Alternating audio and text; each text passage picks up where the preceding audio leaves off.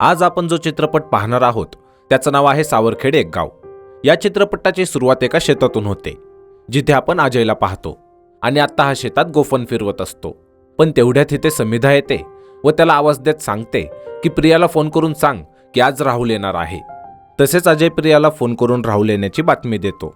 पुढे आपण पाहतो की गावात एक सभा सुरू असते, जिथे गावाला आदर्श गाव हा पुरस्कार जाहीर झालेला असतो आणि त्यासाठीच मुंबईवरून एक पत्रकार या गावात येते, जिचं नाव स्नेहा असतं आणि हिला आमदार पाटील साहेबांच्या घरी जायचं असतं. खरं तर जो राहुल नावाचा मुलगा गावात परत येणार असतो तो आमदार पाटील यांचा मुलगा असतो. तसेच आमदार साहेबांना ह्या गावात खूप मानसन्मान असतो. आता दुसरीकडे आपण पाहतो की काही राजकीय लोकांसोबत आमदार पाटील यांची चर्चा सुरू असते, ज्या त्यांच्या गावात इंडस्ट्रीयल प्रोजेक्ट आणण्याचा विषय सुरू असतो. पण पाटील यांना ते मान्य नसतं, कारण त्यांचं म्हणणं असतं की त्याने गावाची भलाई होणार नाही. ते सरळ हे सांगून टाकतात की गावात कोणताही प्रोजेक्ट आणायचा नाही. पण त्यांचे विरोधक मोरे हे त्यांच्यावर खार खाऊनच असतात. पुढे आपण बबनला पाहतो, जो सुरेशला सांगतो की राहुल येणार आहे. पण हे ऐकून सुरेश खुश होत नाही, कारण त्याचं आणि राहुलचं भांडण असतं आणि यांच्या भांडणाचं कारण काय ते पुढे आपल्याला माहीत होईल. तर इकडे राहुल त्याच्या गावी यायला निघतो, जो की परदेशात शिकायला गेलेला होता आणि आज तो 3 वर्षांनी गावी परत येत आहे. याच वेळी या चित्रपटातील मातीमध्ये गंध पसरला हे सुंदर गाणं आहे. तर गावात आल्यावर राहुल त्याच्या सर्व मित्रांना व आईवडिलांना भेटतो. म्हणजेच अजय, समिधा, ईश्वर, बबन हे त्याचे मित्र असतात. तसेच प्रिया व राहुलचं एकमेकांवर प्रेम असतं आणि अजय व समिधा हे दोघे सुद्धा एकमेकांवर प्रेम करत असतात. खरं तर अजय हा संपत मोरेंचा पुतण्या असतो आणि प्रिया ही मोरेंची मुलगी असते. तसेच समिधा ही पाटीलकडे काम करत असलेल्या घोरपडेची बहीण असते. आता अजय जेव्हा समिधाला सोडायला तिच्या घरी जातो तेव्हा हे समिधाचा दादा म्हणजेच घोरपडे बघतो, ज्यामुळे तो समिधाला म्हणतो की अजय सोबत फिरत जाऊ नकोस, गावातले लोक नावं ठेवतात. त्यात तो असंही बोलतो की संपत मोरे चांगला माणूस नाही आणि पाटील व तो लहानपणाचे मित्र होते, पण तरी मोरे सत्तेसाठी पाटलाच्या विरोधात उभा राहिला आणि हे लोक चांगले नाहीत. आता यावर समिधा तिच्या दादाला म्हणते की तिला अजय सोबत लग्न करायचंय, जे ऐकून घोरपडे तिच्या कानाखाली मारतो. तसेच दुसरीकडे आपण पाहतो की प्रिया जेव्हा घरी असते तेव्हाच अचानक कोणीतरी तिच्या खिडक्यांवर दगड मारतात, ज्यामुळे प्रिया खूप घाबरते. त्याचबरोबर अजय व मोरे काचा फुटण्याचा आवाज ऐकून बाहेर येतात आणि अजय घराबाहेर हे शोधायला जातो की यांच्या घरावर कोणी दगड मारले, पण बाहेर त्याला कोणीच दिसत नाही. तसेच पुढे पोलीस येतात, पण त्यांनाही कोणीच सापडत नाही. आता दुसऱ्या दिवशी पोलीस पाटीलला भेटून हे सांगतात की मोरेच्या घराजवळ कुठेही दगडाचा साठा नाही व कुठे पायाचे ठसे सुद्धा नाहीत आणि फक्त मोरेच्याच घरी नाही तर आसपासच्या घरांवर पण दगडफेक झालेले आहे, ज्यावर पाटील त्यांना लवकर चौकशी करण्याचे आदेश देतात. तसेच गावात सगळीकडे चर्चा व्हायला लागते की हा प्रकार भानामती किंवा भूताने केला आहे. सोबतच या संदर्भात बोलण्यासाठी स्नेहा मोरे व पाटील यांची मुलाखत घेते, ज्यात ती हे विचारते की गावाच्या भविष्यासाठी काय करायला हवं. पण यात मोरे आणि पाटील यांचं मत पूर्ण वेगळं असतं. तसेच आपल्याला माहीत होतं की मोरेपेक्षा पाटील यांचे विचार गावाच्या चांगल्यासाठी आहेत. यानंतरच्या सीनमध्ये दाखवतात की राहुल, प्रिया व अजय हे देवीच्या दर्शनासाठी निघतात आणि तेव्हाच ते स्नेहाला सुद्धा घेऊन जातात. तसेच पाटील सुद्धा 2 दिवसांसाठी मुंबईला जातात. आता संध्याकाळी दाखवतात की मोरेच्या एका माणसाला समिधाच्या भावाची म्हणजेच घोरपडेची जमीन विकत घ्यायची असते, पण घोरपडे त्याची जमीन विकण्यास नकार देतो, ज्यामुळे यांच्यामध्ये इथे थोडे वाद होतात. तसेच दुसरीकडे राहुल व बाकी मित्र जेव्हा घरी परत येत असतात तेव्हाच रस्त्यात त्यांची गाडी बंद पडते, ज्यामुळे सर्व गाडीतून खाली उतरतात आणि गाडी दुरुस्त करून पुन्हा गावाच्या दिशेने यायला लागतात. पण तेवढ्यात त्यांच्या गाडीवर आगीचे गोळे पडायला लागतात आणि यांना तर आजूबाजूला कोणीच दिसत नाही की आगीचे गोळे यांच्यावर कोण फेकत आहे, ज्यामुळे हे सर्व त्यांना सामोरं जाण्याचा प्रयत्न करतात. पण यांना जास्त धोका जाणवल्यामुळे कसेबसे ते तिथून जीव वाचवून निघून येतात. आता घडलेला प्रकार सांगायला हे सर्व पोलिसांकडे जातात, पण ईश्वरची बायको घरी त्याची वाट बघत असते, त्यामुळे तो इथून लवकर निघतो. आता रस्त्याने जाताना तो एकटाच असतो आणि चालताना त्याला जाणवतं की शेतात कोणीतरी आहे, जे बघायला तो शेतात जातो आणि तिथेच तो असं काही पाहतो की जे पाहून तो खूप घाबरतो व पळत सुटतो. तसेच दुसऱ्या दिवशी राहुल आणि सगळे त्याला भेटायला जातात, जिथे त्यांना कळतं की ईश्वर खूप घाबरला आहे, ज्यामुळे त्याला खूप ताप आहे आणि त्याचं म्हणणं आहे की काल त्याने शेतात भूत पाहिलं. तसेच दुसरीकडे स्नेहा सुरेशला भेटायला जाते आणि इथे सुरेश तिला सांगतो की राहुल व त्याच्यामध्ये नक्की कशामुळे भांडण आहे. खरं तर सुरेशचे वडील खूप दारू प्यायचे आणि एके दिवशी रात्री जेव्हा ते दारू प्यायला गेले होते तेव्हा राहुल व सुरेशने त्यांना गावात सर्व ठिकाणी शोधलं, पण ते यांना एका दारूच्या दुकानावर भेटले, ज्यामुळे सुरेश व त्याच्या वडिलांची इथे किरकिर झाली आणि त्याच रागात सुरेशने त्याच्या वडिलांच्या कानाखाली मारली. त्याचबरोबर सुरेशने त्याच्या वडिलांचा आदर करण्याऐवजी त्यांना कानाखाली कशी मारली म्हणून राहुलने सुरेशच्या कानाखाली मारली आणि यावरूनच त्यांचं भांडण झालं व तेव्हापासून यांनी एकमेकांसोबत बोलणं बंद केलं. बरं, इकडे रात्री अजयला समिधाचा फोन येतो आणि ती त्याला सांगते की तिचा दादा तिला घराबाहेर येऊ देत नाहीये आणि दादाने तिला अजयला भेटायचं नाही असं सांगितलं आहे. पण इतक्यात इथे तिचा दादा येतो आणि समिधा फोन ठेवते. आता त्याच रात्री अचानक गावातील एका बाजूला काही घरांवर आगीचे गोळे पडायला सुरुवात होते, ज्यामुळे घरांना आग लागते व लोकांचा आरडाओरडा चालू होतो. त्याचबरोबर यातच सुरेशचं सुद्धा घर असतं, ज्यामुळे तो त्याच्या वडिलांना वाचवायला पळतो, पण ते एका बाजूला सुरक्षित असतात. आता इथली बरीच लोक भासतात आणि या ठिकाणी पोलिसही पोचतात, पण लोकांना मदत करायचं सोडून ते इथे चौकशी करत बसतात व या गोष्टीवरूनच सुरेश आणि पोलिसांमध्ये इथे वाद होतात. सकाळी जेव्हा पोलीस सगळ्यांना आग लागण्यामागचं कारण विचारतात तर सगळे एवढंच सांगतात की आकाशातून आगीचे गोळे आले आणि त्यामुळे आग लागली. तसेच मोरे या जागी येऊन लोकांना भेटतो व लोकांना मदत करतो आणि आता हे सर्वजण या प्रकरणाची सर्व माहिती काढायचं ठरवतात. यानंतर दाखवतात की अजय समिधाला भेटायला जातो, पण तिचा दादा त्याला हाकलून देतो.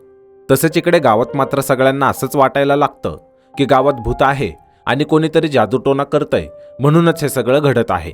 त्यात गावातील लोकांची पाटीलसाठीची मतं बदलायला लागतात आणि त्यात मोरे गावकऱ्यांना त्यांच्या आगीत जळालेल्या घरांच्या बदल्यात एका दिवसात नवीन घरं देतो, ज्यामुळे मोरे गावकऱ्यांना चांगला वाटू लागतो. यानंतर दाखवतात की गावात जे काही चाललंय, स्नेहा त्याची बातमी बनवते आणि तिला ती बातमी आता मुंबईला फॅक्स करायची असते, जे की राहुल बघतो आणि तिला अडवतो.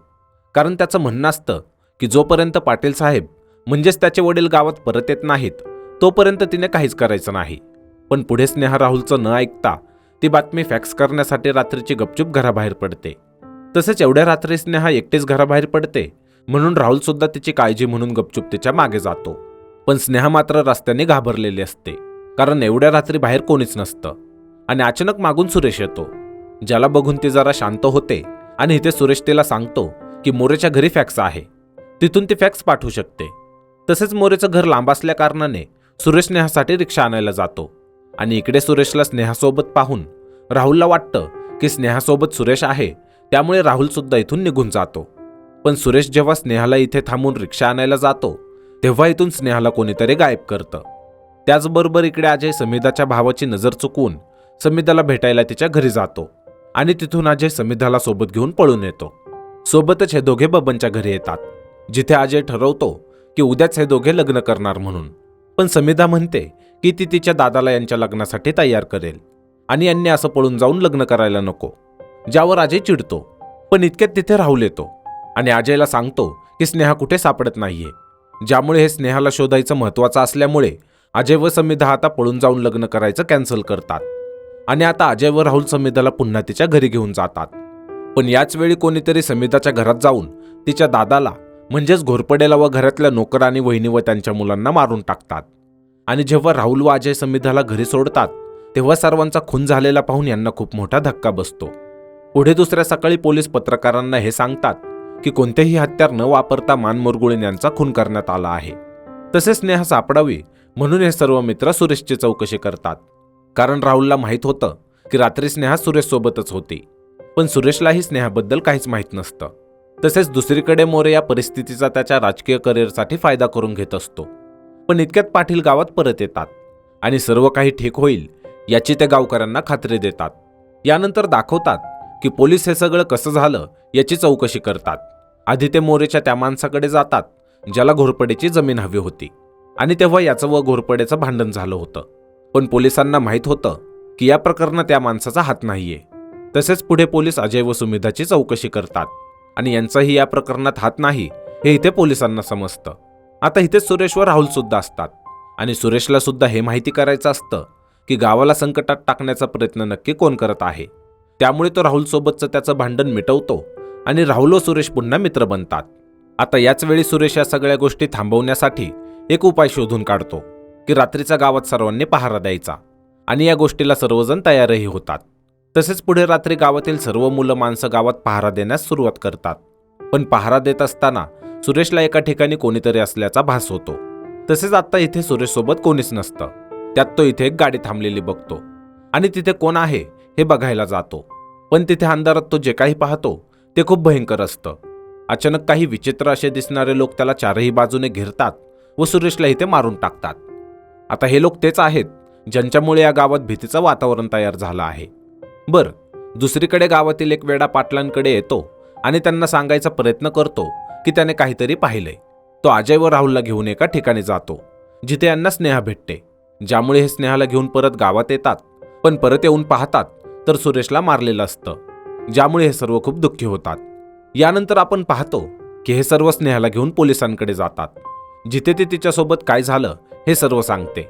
ती सांगते की त्यांनी तिला पकडून बेशुद्ध करून एका खोलीमध्ये बंद करून ठेवलं होतं आणि जेव्हा ती शुद्धीवर आली तेव्हा तिने तिथून बाहेर पडण्याचा खूप प्रयत्न केला, पण तिला तिथून निघता आलं नाही. त्यात तिचा फोन सुद्धा तिथे चालत नव्हता. तसेच तिने खिडकी उघडून जेव्हा बाहेर पाहिलं तर तिथे काही माणसं झोपलेली होती आणि त्यातल्याच एका माणसाचे तिने फोटो काढला आहे. सोबतच ती हे देखील सांगते की ज्या माणसाला तिने तिथे पाहिलं होतं त्यालाच तिने गावात सुद्धा पाहिलं होतं. तेव्हाच पोलीस राहुल व त्याच्या मित्रांना हे सांगतात की आम्ही माहिती काढली आहे की ज्या प्रकारे ते लोकांना मानमुरगळून मारतात त्यावरून हे माहीत होतं की अशी कला माहीत असलेली एक जमात चंद्रपूर भागात आहे आणि हे लोक फारच डेंजर आहेत. कोणाच्या हाताला लागू नये, कोणाला पकडता येऊ नये म्हणून हे त्यांच्या अंगाला तेल लावतात आणि चक्क उलटे पळतात, तेही खूप जास्त वेगाने. तसेच या घरावरून त्या घरावर 10 ते 15 फूट हे सहज उडी मारतात. चोरी करणं, दरोडे घालणं, लोकांना मारणं अशी कसलीही कामं हे लोक पैशासाठी करतात. वेल, पुढे राहुल पोलिसांना ते घर दाखवतो जिथे यांना स्नेहा सापडली होती. मात्र तिथे पोलिसांना काहीच धागेदोरे मिळत नाहीत. आता सुरेश जे बोलत होता त्यावर राहुल विचार करतो आणि शेवटी सगळ्यांना घेऊन तो गावात पुन्हा पहारा द्यायला निघतो. आधी त्याला या गोष्टीची भीती वाटत असते की पुन्हा कोणाला काही होणार तर नाही ना, पण पाटील त्याला समजावतात आणि हिम्मत करून हे सगळे पहारा द्यायला निघतात. आता यातच अजय व प्रिया देखील पहारा द्यायला घराबाहेर निघतात. पण मोरे त्यांना अडवतात, कारण त्यांच्या जीवाला काहीतरी होईल अशी त्यांना भीती असते. पण प्रिया व अजय ऐकत नाहीत आणि ते गावाला वाचवण्यासाठी निघतात. यानंतर गावात सगळे पहारा द्यायला शेतात जमा होतात, जिथे समिधा पण येते. आता सगळे शेतात पहारा द्यायला लागतात आणि बाकी सगळे जिथे पहारा देत आहेत तिथे राहुल फिरत असतो. पण तेवढ्यात एक जण येऊन राहुलला सांगतो की त्याला एक अनोळखी गाडी गावात उभी असलेली दिसली आहे. ज्यामुळे हे ऐकून राहुल तिकडे निघतो. तसेच शेतात अजय पहारा देत असताना त्याला शेतात तो मारेकरी दिसतो ज्याने सुरेशला मारला आहे. ज्यामुळे अजय लगेच सगळ्यांना बोलावतो आणि सगळे साखळी करून त्या भागाला घेरून उभे राहतात. पण अंधारात त्यांना काही दिसतच नाही. ज्यामुळे हे ट्रॅक्टर लावून तिथे उजेड करतात आणि शेताच्या आतमध्ये जातात. पण इतक्यात तो ईश्वरला दिसतो व अजय त्याला पकडणार तेवढ्यात तो अजयला धक्का देऊन तिथून पळून जातो. पण पळताना तो प्रियाच्या हाताला धारदार हत्याराने वार करून पळतो, ज्यामुळे प्रिया जखमी होते. आता इकडे राहुल त्या गाडीपर्यंत पोहोचतो ज्यात बरेच हत्यारं ठेवलेली असतात. तसेच त्या गाडीला रक्तही लागलेलं असतं, जे बघून राहुलला खात्री होते की ही गाडी त्या मारेकऱ्यांचीच आहे. तेवढ्यात राहुलला गावातील एक जण येऊन सांगतो की प्रियाला लागला आहे आणि तिला हॉस्पिटलला नेलंय. हे ऐकून राहुल लगेच इथून निघतो. मात्र इकडे सगळे प्रियासाठी काळजीत असतात आणि तोपर्यंत स्नेहा सुद्धा त्या माणसाचा फोटो प्रिंट करून घेऊन येते व तोपर्यंत राहुलही पोचतो. पण राहुलच्या गाडीत मागच्या सीटवर त्या मारेकऱ्यांच्या टोळीचा मेन माणूस लपून बसलेला असतो आणि तो जेव्हा राहुलच्या गाडीतून खाली उतरत असतो तेव्हाच अजय त्याला बघतो. पण हे सर्व त्याला पकडणार इतक्यात त्याच्या टोळीतील त्याचे साथीदार त्याला मारून पळून जातात. आता हा माणूस मरण्यापूर्वी अजय व राहुल त्याला विचारतात की तू कोण आहेस आणि कोणाच्या सांगण्यावरून तो हे सगळं करतोय. ज्यावर तो बोट करून पाटीलकडे इशारा करतो आणि तेव्हाच तो जीव सोडतो. आता सर्वजण पाटीललाच दोषी समजतात. सगळ्यांना वाटतं की हे सगळं पाटील यांनीच घडवून आणलंय, ज्यामुळे सर्व त्यांच्याकडे संशयाने बघायला लागतात. तसेच राहुलला सुद्धा हेच वाटतं की त्याच्या वडिलांनीच हे सगळं केलं आहे, ज्यामुळे तो रागाने तिथून निघून जातो. आता दुसऱ्या दिवशी गावात चर्चा सुरू होते की पाटील असे का वागले म्हणून. तसेच पुढे राहुल सुरेशच्या आठवणीत सुरेशच्या वडिलांजवळ जाऊन बसतो. आता प्रिया सुद्धा राहुलला भेटायला तिथेच येते आणि राहुलला दुःखात पाहून ती त्याला समजावायला लागते. पण इथेच प्रिया राहुलच्या हातात असलेल्या त्या मारेकऱ्याचा फोटो पाहते, ज्या फोटोची स्नेहाने प्रिंट काढून आणलेली होती. वेल, हा फोटो घेऊन प्रिया सरळ तिच्या वडिलांकडे जाते, म्हणजेच मोरेकडे, आणि त्याला विचारते की तुम्ही याला ओळखता का. त्यावर मोरे म्हणतो की काल पहिल्यांदाच त्याने हॉस्पिटलच्या तिथे त्याला पाहिलं होतं. त्यावर प्रिया चिडून म्हणते की तिने याला यांच्या घरातून बाहेर जाताना कालच पाहिलं होतं आणि तेव्हा त्याच्याकडे पैशांनी भरलेली बॅग होती. आता आधी तर मोरे हे मान्य करत नाही, पण तेव्हाच अजय म्हणतो की काल या माणसाने तुमच्याकडेच बोट दाखवलं होतं, पण पाटील चुकून मध्ये आले, कारण पाटीलच्या मागे तुम्ही उभे होता. तेव्हा प्रिया तिच्या वडिलांना म्हणते की हे सगळं खूप वर्षांपासून चालू आहे, हे सगळं तुम्ही सूड घ्यायचं म्हणून केलं, कारण तुम्हाला आबांना म्हणजेच पाटीलला या सगळ्यात अडकवून सत्तेवर यायचं होतं. आणि शेवटी मोरे हे सगळं मान्य करतो. खरं तर पूर्वी मोरे व पाटील हे चांगले मित्र होते, पण पाटील जेव्हा आमदार झाले तेव्हा मोरेला वाटू लागलं की तो सुद्धा आमदार बनू शकतो, ज्यामुळे मोरेने या मारेकऱ्यांना गावात दहशत पसरवण्यासाठी पैसे दिले. आणि जेव्हा आमदार मुंबईला गेले तेव्हा लोकांनी या गावात दहशत पसरवण्यास सुरुवात केली, जेणेकरून यावेळी पाटीलला गावकऱ्यांची मदत करता येऊ नये आणि त्यांच्या जागी मोरे मदतीस पुढे येईल व लोकांची सहानुभूती मिळवेल. पण ते लोक जेव्हा गावात दहशत पसरवण्याचा प्रयत्न करत होते तेव्हा घोरपडेने यांना पाहिलं होतं, ज्यामुळे त्यांनी घोरपडे व त्याच्या कुटुंबाला मारून टाकलं.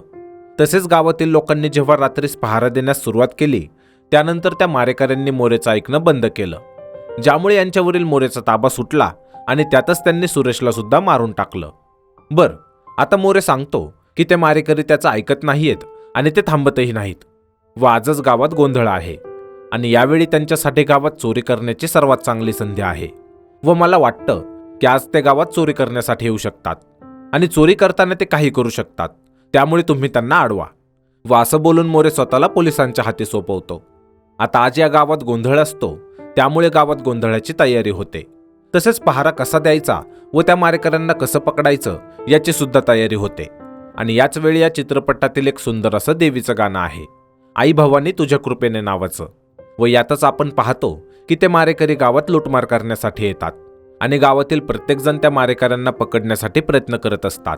तसेच ते मारेकरी जेव्हा गावात चोरी करण्यासाठी येतात तेव्हा हळूहळू एक एक जण गावकऱ्यांच्या ताब्यात पकडला जातो, ज्यांना गावकरी चांगलाच मार देतात. तसेच पुढे एक नरेशन करणारा आवाज आपल्याला सांगतो की मोरेने मुलांसमोर सर्व कबूल तर केलं, पण कोर्टात त्याने त्याचे शब्द बदलले आणि त्याला तिथे शिक्षा मिळेल की नाही हे आता माहीत नाही. त्याचबरोबर राहिलं गावाचं, तर गावात आता सर्व सुरळीत सुरू आहे, सर्व आनंदित आहेत.